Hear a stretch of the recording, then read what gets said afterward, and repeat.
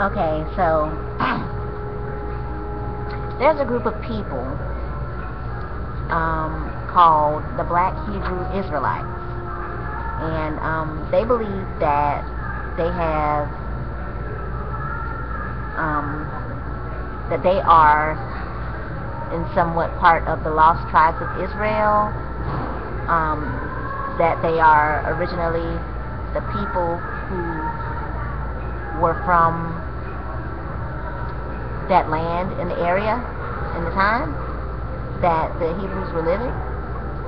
And actually my aunt considers herself a Black Hebrew Israelite, and I guess that would make me one too, since she's my aunt, you know. But she lives in Israel. She's been over there since 1992 in a town called Dimona.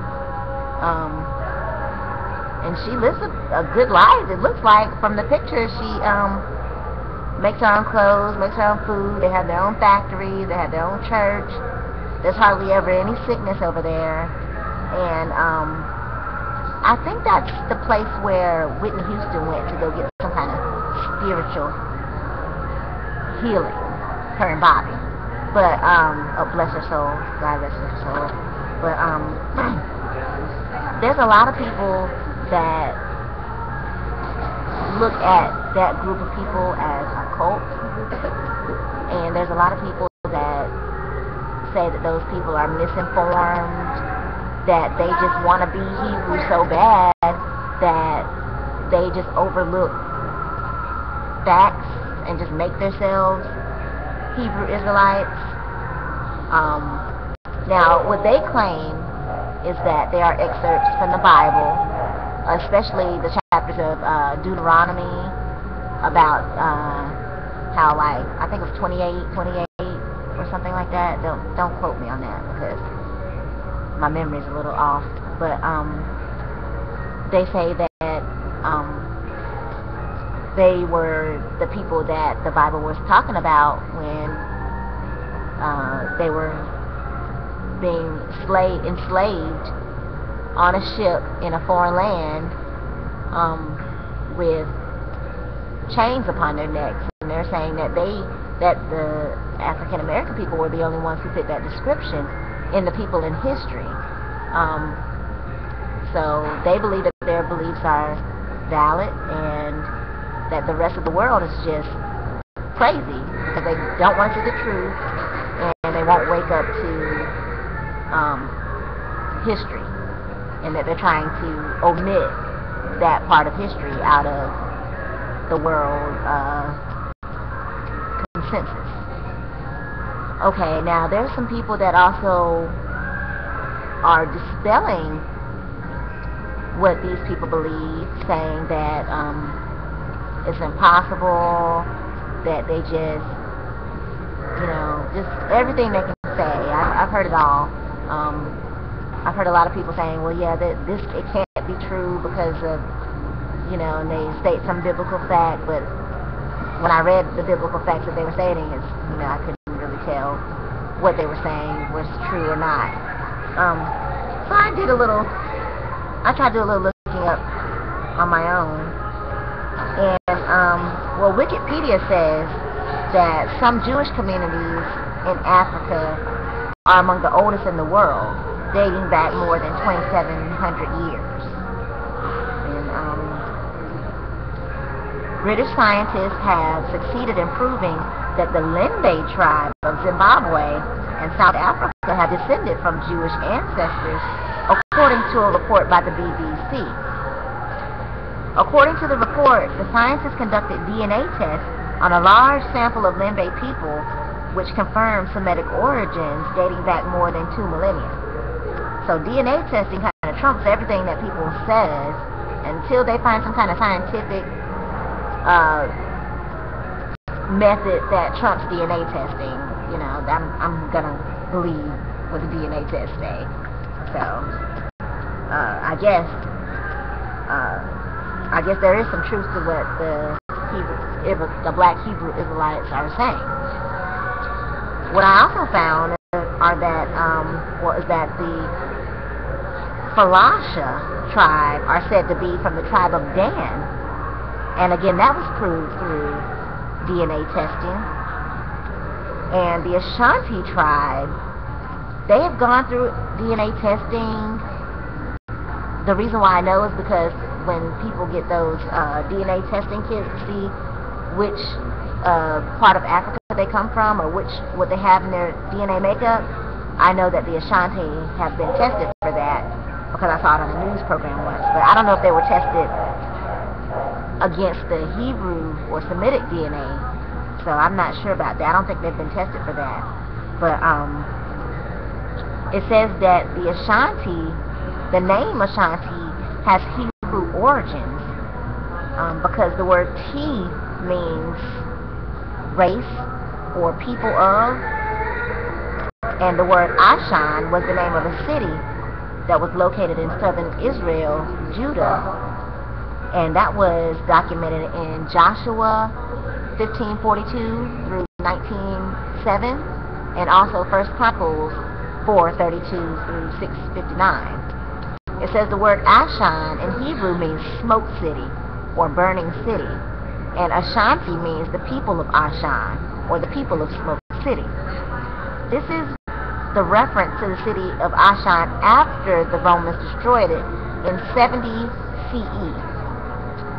Hebrewisms were discovered in the Ashanti tribal customs, and several Ashanti words were found to have been striking resemblance to those equivalent of the Hebrew meaning. Finally, the supreme being of the Ashanti gave strong indication being the Yahweh of the Old Testament. It was indeed surprising to how many Hebrewisms, either real or at least apparent, were found to be among the un-Islamicized tribes. So any tribe that hadn't been converted to Islam still kept their old Hebrew ways. And some of those ways were like circumcision, uncleanliness during pregnancy or period or menstrual cycle. I'm sorry, that was a harsh word. Sprinkling blood on the doors.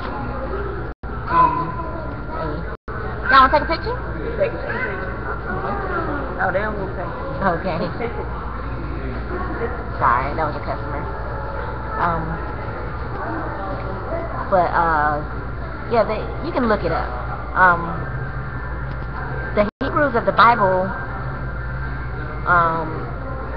may have been indicated by Job 30:30, in which it says, "My skin grows black and peels, my body burns with fever." I know, like, if I were to get a burn on me, it would turn black. Even though I'm brown, it wouldn't turn red or anything, it would turn black. But there are that was the King James Version also. There were some other versions that omitted the word black completely out of the text and changed it around, so I don't know if that's actually taken away from what it really meant. But in Lamentations 4:8 it says, "Their visage is blacker than a coal. They are not known in the streets. Their skin cleaveth to their bones. It is withered. It is become like a stick." Also, Jeremiah 14:2 says, "Judah mourneth, and the gates thereof languish. They are black unto the ground, and the cry of Jerusalem is gone up." And again, in the King James, that was the King James Version. And some of the ones where I see on the other versions, the word black was omitted.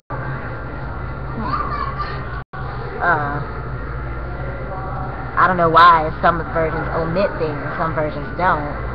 Supposedly it's supposed to be like a newer translation, but if people have been understanding the King James Version for so many centuries and getting the full context of it, I don't know why some other book will have to paraphrase the version that's directly from Hebrew to Greek to English. You know, unless it's going from Hebrew straight to English, you know, I don't know why anybody else would have to paraphrase and do another version.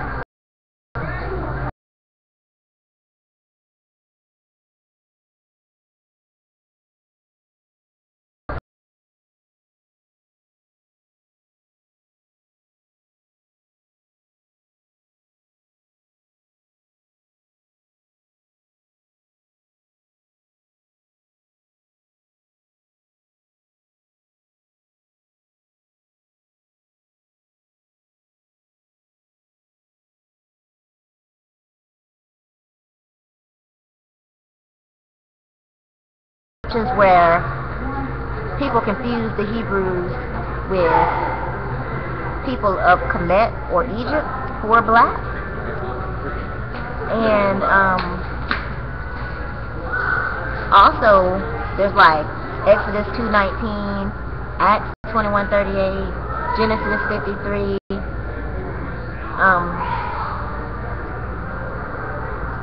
You can read African Origins of Civilization, Myth or Reality. It's by someone named Diop. You want to get those? Okay. $10. You need a bag or you want to wear them? Okay. Let me get you one. Hold on, customer.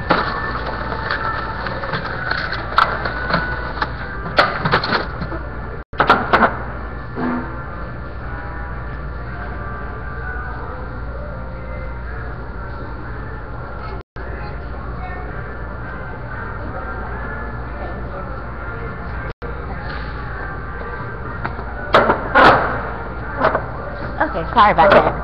But I'll towards the end anyway. You can read.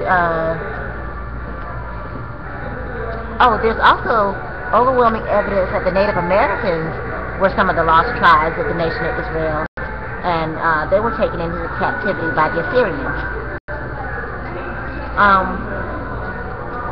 For more info, you can read The Writings of Frey by Diego Duran. You can read the Bible and the books written by those who encountered the ancient Hebrews for proof of their ethnic origins. And you can read a book called Hebrewisms of the West Africa by Joseph J. Williams. And he wrote that in 1928, but it wasn't published until 1930. So, I mean, it looks to me like there's overwhelming proof that the original people that were living there in the area were dark, darker than just tan. So maybe the beliefs of the Hebrew Israelites are valid. The only thing we have to do to prove that is to figure out, like, now, of those African tribes, how many people of those tribes ended up over here in America? Okay, and then not only that, but how many over here ended up over here in America